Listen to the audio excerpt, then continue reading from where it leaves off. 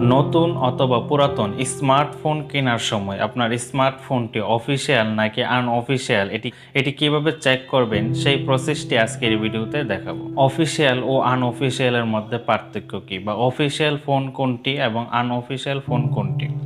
Official হলো ধরুন যে সমস্ত ফোনগুলো অন্য কোনো দেশ বা বাইরে যে কোনো কান্ট্রি থেকে বাংলাদেশে এসে বাংলাদেশের সরকার বিআরটিসি কর্তৃক বৈধ উপায়ে বাংলাদেশে লঞ্চ করে, এগুলোকে বলা হয় অফিসিয়াল ফোন। আর যে সমস্ত ফোন বাহির থেকে অবৈধ উপায়ে সরকারে কোনো ভ্যাট বা ট্যাক্স প্রদান না করে অবৈধভাবে বাংলাদেশে প্রবেশ করে। তো বন্ধুরা, আমি স্ক্রিনে চলে যাচ্ছি। আপনার মোবাইলটি অফিসিয়াল কিনা তা চেক করার জন্য KYD স্পেস IMEI নাম্বারটি লিখে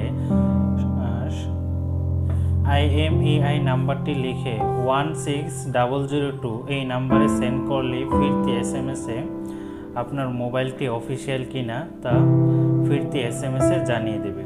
তো মোবাইলের বক্সে IMEI নাম্বারটি লেখা থাকবে, অথবা ডায়ালে *#06# এই কোডটি ডায়াল করলে আপনার মোবাইলের IMEI নাম্বারটি চলে আসবে। তো বন্ধুরা, দেখতে পাচ্ছেন দুটি IMEI নাম্বার আসছে। আমার মোবাইলে দুটি সিম সাপোর্ট করে, এই জন্য দুটি নাম্বার, একটি সিম সাপোর্ট করলে একটি আসবে। তো এখান থেকে যে কোনো একটি নাম্বার নোট করে আলাদা লিখে রাখবেন। তো IMEI 1 আমি প্রথম নাম্বারটি নোট করছি।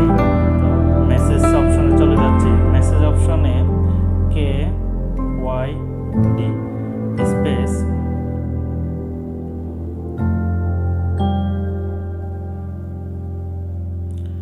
IMEI নাম্বারটি বসিয়ে দেবেন। বসিয়ে 16002 এই নাম্বারে সেন্ড করবেন। সেন্ড করার পর আপনার মোবাইলটি যদি অফিসিয়াল হয়, তাহলে দেখতে পাচ্ছেন ডিভাইসটি IMEI BTRC ডাটাবেজে পাওয়া গেছে।